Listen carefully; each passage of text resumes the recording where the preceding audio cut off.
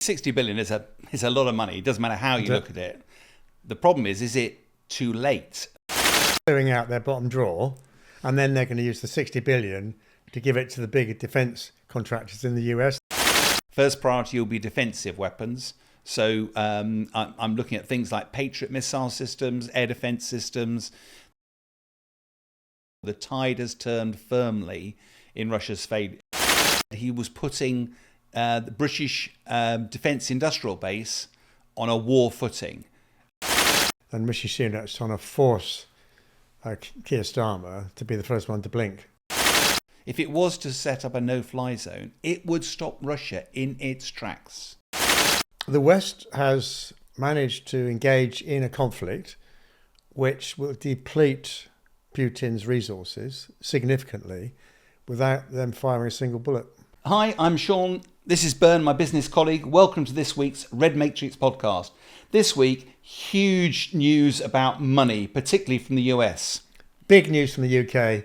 And the question is, will any of this make any difference at all to Ukraine? So Sean, at long last, the 60 billion has got through all the political procedures in the US. Is it politics? Is it real? And what the hell are they going to spend it on? We've been waiting a long time for this, haven't we? Part of the challenge, 60 billion is a lot of money. It doesn't matter how you look at it. The problem is it too late for my money? Because what's happened on the battlefields, Russia's gone, right, you're short of weapons. I'm going to now pound away at your cities. I'm going to pound away at your energy infrastructure, which Putin has been doing on a daily basis, and Zelensky has turned around and gone, I don't have enough missiles to protect myself. Also on the front line, the Russian Air Force has been pounding away on the front line, getting emboldened because, again, Ukraine doesn't have the missiles to... Now, that's created a degree of momentum for Russia. And momentum in warfare is really difficult to reverse. So even though I'm sure everybody's delighted that this 60 billion has been approved, and it looks like it's gone through the various signatures very quickly now, but how do you convert that cash into weapons and then get them into the hands of the warfighter as quickly as possible? Because until that happens, pretty much guarantee Putin will be going, damn, right, I've got a few more weeks. Generals, get after Ukraine, because until those weapons arrive, we've got the upper hand. Yeah.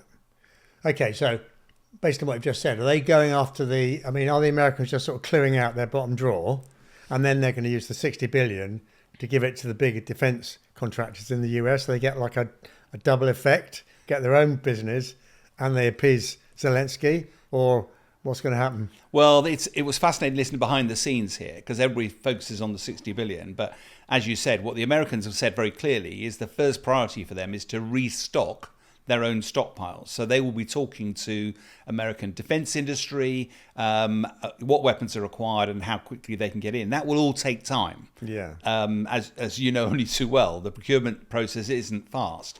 Interestingly, when Antony Blinken was talking about this, he actually made a comment about this is jobs for Americans. So it's clearly there's a bit of American politics around this. This isn't just giving weapons away. It's going to be jobs for people in the UK. The challenge, of course, then is you're going to restock your stockpiles. But in the meantime, that does mean America can reduce its stockpiles even further. And there's lots of conversations now about how do you get the quantities of weapons forward. And I understand as well that some of them have already been forward deployed to Poland, waiting for this decision to be made. So they are very close to literally just hopping across the border and providing a fillip. Well, you're a military analyst, Sean. You're not a political analyst, although we've all got our opinions. Interestingly, it split the Republican vote.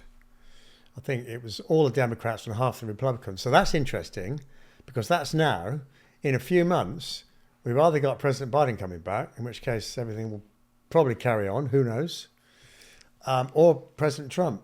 How will that change things? And I think that's been fascinating. I think the West had anticipated that a change of American administration at the end of this year might have an impact on support to Ukraine. What they hadn't anticipated was that President Trump and his cohort would actually be able to interrupt the whole process of approval for this current package of aid. And that's really of concern to President Zelensky. But I suspect a bigger concern is this whole feast or famine issue.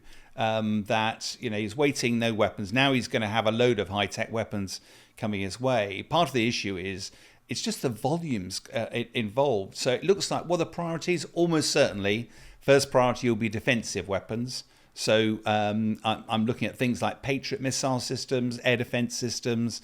They're desperately needed by President Zelensky as a matter of priority. So I suspect they'll be flowing in first. And more drones. Well, but President Zelensky's made a commitment to develop 1 million of his own drones. So I suspect that although there's different size and quality of drones, I think the other priority will be getting the weapons to the front line. And this is the not very sexy stuff, but huge volumes, which is artillery shells and bullets, because frankly, they burn them up at such a huge rate. And it's such a volume, a weight that needs to be got across there. The third priority is going to be providing longer range missiles. So we've provided Storm Shadow in the past, HIMARS, ATACMS, all those sorts of weapons. Why are they advantaged? Because it allows you to strike Russia beyond the front line, to strike their logistic support, where they're bringing manpower in, where they're bringing their weapons forward, their artillery shells and the like. All of that, I think, will be the third priority. But I think by far the biggest issue facing President Zelensky will be how to turn the tide of this war. The tide has turned firmly in Russia's benefit. Yes, Ukraine's been striking Russian oil facilities. Yes, there's been tactical strikes by drones. But the only metric of success in this war that's really worth its salt is territory. And at the moment, we commented on Avdiivka, if you remember. There's a new town called Chaziv Yar, which is just to the west of Bakhmut. That looks like it's the latest priority for the Russian forces. They want to get there by the 9th of May. Why is that important? It's an annual celebration, Russian Victory Day, and it does appear that's what they'll be trying to push for now. So it's going to be, although we were all celebrating in the West, this aid's come through, I think it's going to be a very difficult few weeks for Ukraine until the aid actually arrives at the front line in the hands of the warfighter. Sean, something is going on. A few weeks ago, we had Paul Mason here, long-term Labour Party member, defence analyst. He was suggesting that once Labour get into power, if they do, then there will be a sort of war room, complete change of focus for our defence in the UK. And now we've got Rishi Sunak, Grant Shapps coming out pretty much saying the same thing. We're on war footing. Me, is this politics or is this something that's actually going to make a difference and happen? Yeah, I think this is going to be an interesting one for the two of us, actually, because I suspect I know where you're going to come from with this. The announcement was about another £500 million worth of aid that Rishi Sunak's announced for Ukraine. It's meant to be spread out a little bit. There was a whole package of military capability that was announced. But within the lines of it, he said he was putting the British defence industrial base on a war footing. And everybody went, oh, fantastic. That's going to generate lots and lots of stuff. When you actually unwrap a little bit behind that, first of all, what was included in the £500 million was actually a load of trucks, vehicles. I'm not saying they won't be useful, but Zelensky needs weapons. The only weapons in there were 4 million bullets. Very welcome. Sounds a big number. It is. Won't last very long. Not going to last very long. And also Storm Shadow missiles, which have been phenomenally successful. But we only had a limited supply of those. And I'll be really interested to see just how many are going to be given up. But I think the thing that I was shocked about was that this is over 2 years into the war now. And now we're starting to talk about getting our defence industrial base spun up. And one of the challenges that they don't seem to understand is, I've got a load of money, I'm going to throw it at it. I can't go to the supermarket and buy weapons. Why can't I go to industry? Why can't, I want 10 times, Bern, you're an industry man. I want 10 times the number of weapons I had last year. Here's the money. Why can't you give them to me? Well, if it's bullets, it might be, a bit easier.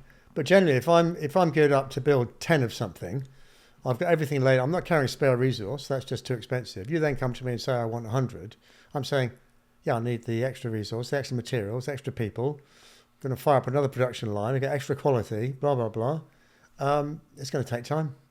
And that's the worry, I think, here, is that we're not talking about days or weeks. We're talking about months, potentially. Next year. Yeah, and that's exactly what the politicians said when pushed about it. When are we going to see that happen? They were starting to talk about, well, probably not this year, probably next year. And it wasn't definitely, it was probably. And all of a sudden you go, do you think Zelensky has that long? Does he have that time? It's quite a lot of money, isn't it, to us in the UK? So here's another, little take on it. Could Prime Minister Rishi Sunak be gambling on the fact that actually Labour are going to win? So he's now given Labour a 0.5% problem on the defence budget. Well, we're going to come on to the 0.5% bit, but I do think this slug of money for Ukraine, there's undoubtedly a lot of politics around that as well. One of which is, it's no coincidence it follows straight after the US providing $60 billion of aid. That got approved this week. Now, the UK, it's 1% of the US. But the point they're trying to make, I think, is that the Brits have always been leaning into this.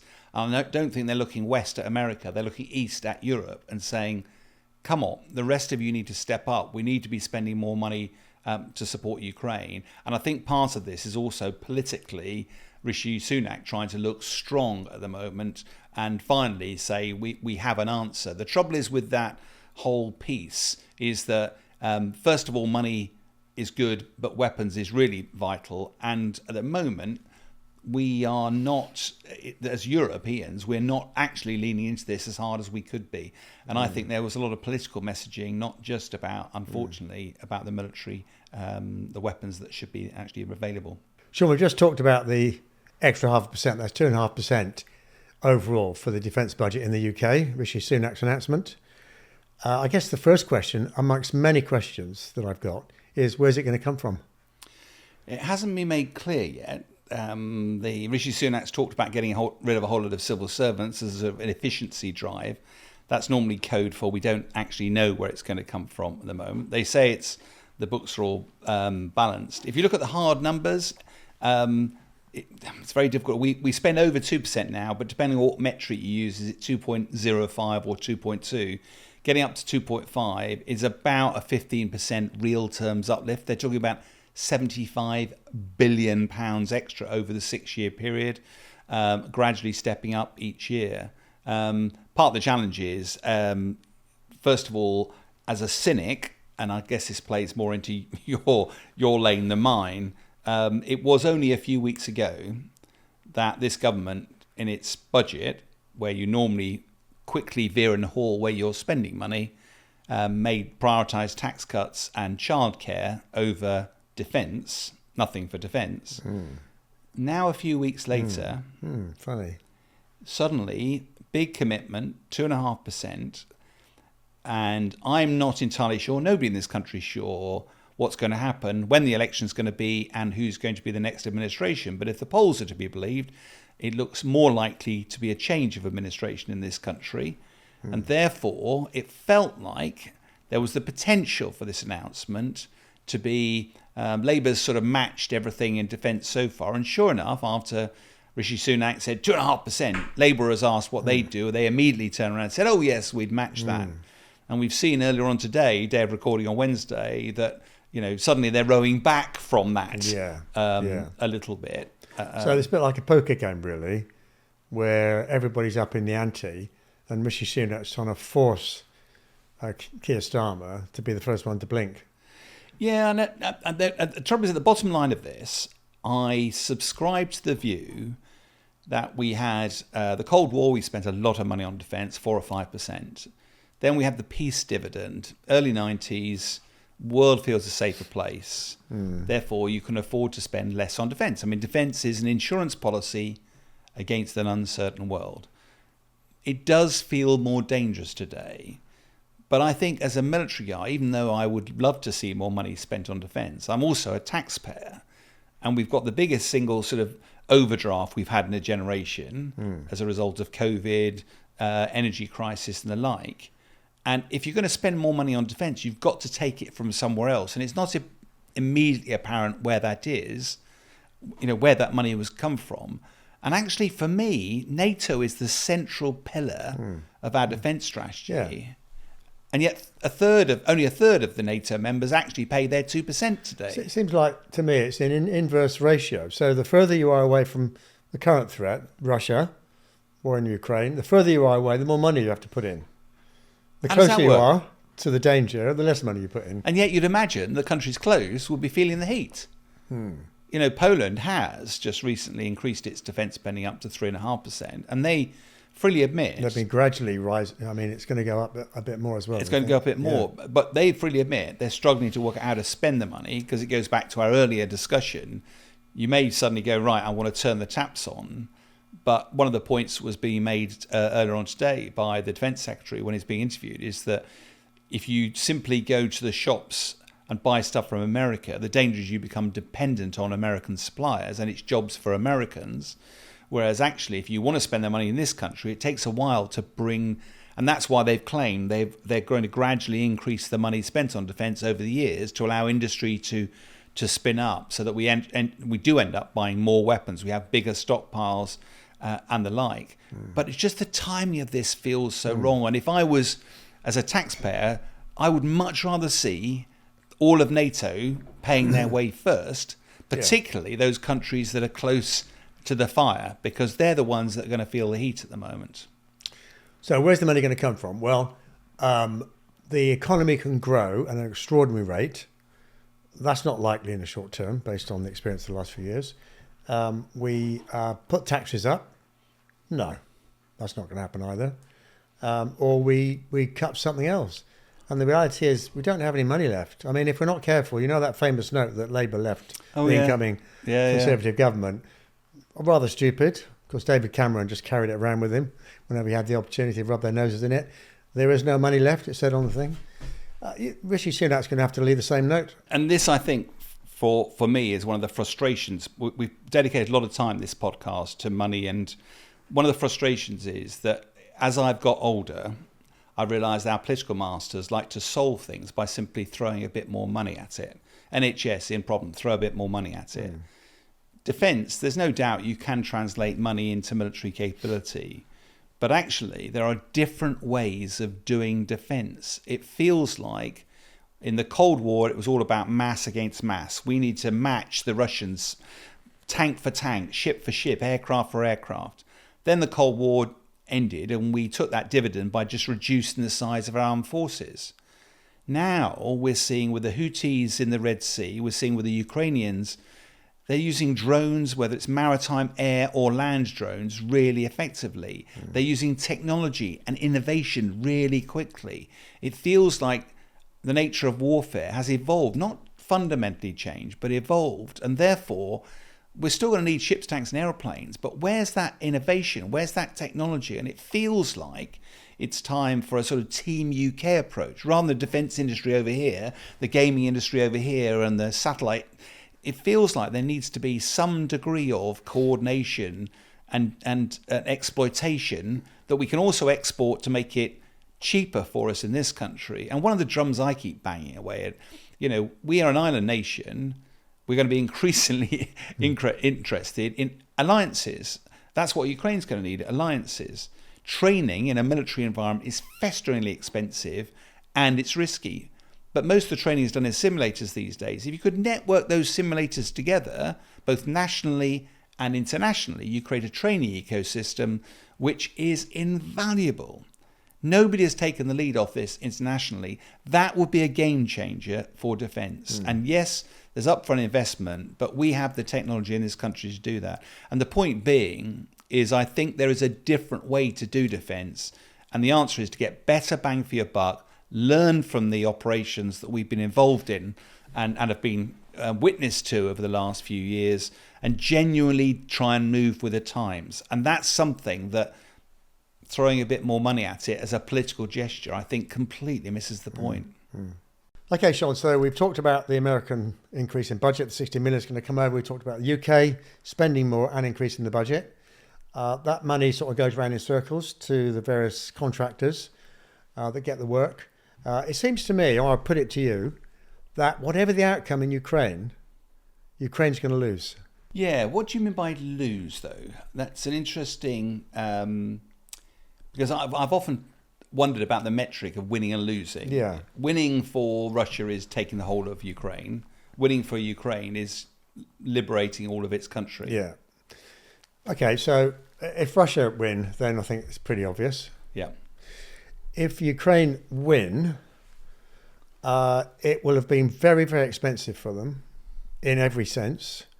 Possibly Zelensky's own political career, but infrastructurally, really bad. To pay back, as we've heard a number of commentators say, including Robert Kennedy Jr., they're going to have to sell off everything. I heard a thing the other day that it's all gone anyway, but they're going to have to sell off their greatest assets, which they've spent centuries and lots of blood actually protecting. So it doesn't look good. Maybe I got it wrong.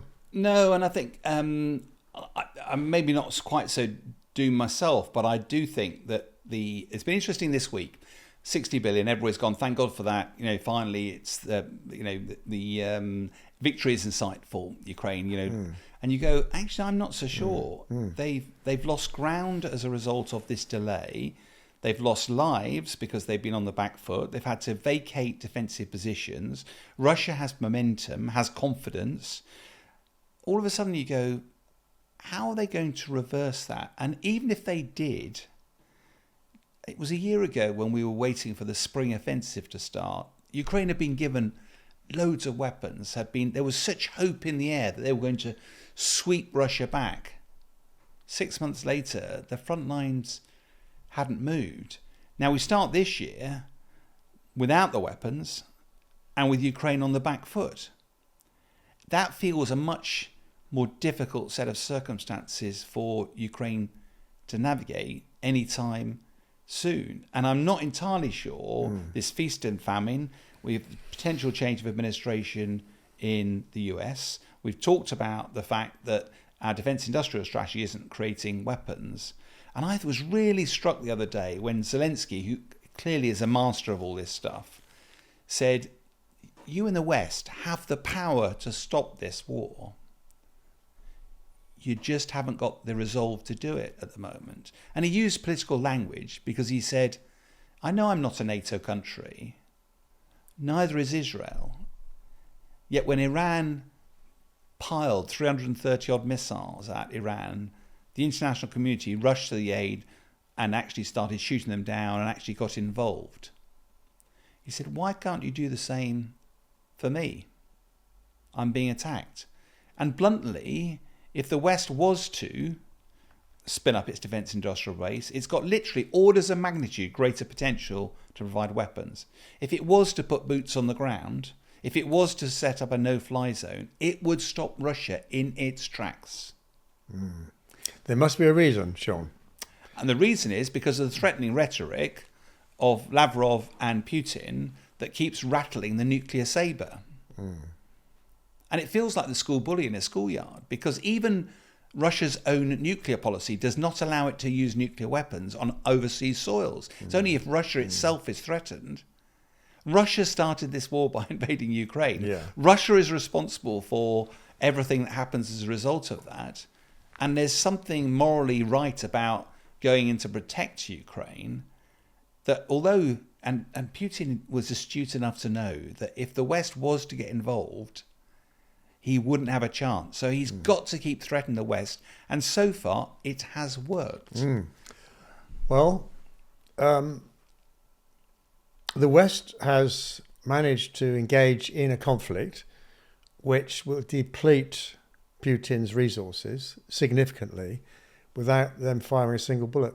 One of the reasons why I've heard many commentators talk about the reason that we're not on the brink of World War III is that Russia has been so badly mauled. In fact, I recently heard some very senior folks talking about this, saying Russia's been badly mauled, it's been exposed to not having a very capable military at all, and it's spending 40% of its national spending now on defence. That is not sustainable in the longer term. It's suffered huge casualties, people fleeing the country. It's a pariah on the world stage. Actually, whatever outcome comes from this, Russia will be in worse off as a result of it. The problem is that the metrics of success for Putin are almost certainly securing the Donbass, the land bridge, and Crimea. And I think he's still pinning his hopes on a change of administration in America, Trump and him sitting in a room. President Zelensky, can you wait outside, please? Trump and Putin trying to argue how this gets resolved. And I think that's a dreadful outcome, but it might well draw the war to a close, having carved off some of Ukraine. He goes to his May Day parade, brings home some big prizes. Maybe he's happy. But it doesn't. It certainly feels at the moment as if Ukraine is in a worse position than it was at this time last year. And that is worrying because Russia has got itself on a sustainable war footing. People, ammunition, money. Ukraine has not got that. And that's a massive worry, not only for what happens to the West, because an emboldened Putin in 10 years' time could do all sorts of stuff. What does China take from all of this if it's thinking about going into Taiwan? If it sees Putin prevail and it sees the West just keep rolling back? Yeah, quite. Everybody's watching, yes. Yeah. And I'll tell you something else I just realised, Sean. Uh-oh. You know, I'm not wearing my 50-year-old leather bomber jacket No. for the first time. Why's that? It's in the cupboard. You like to change the look each time. I'm trying to shift it up a bit. Mix it up.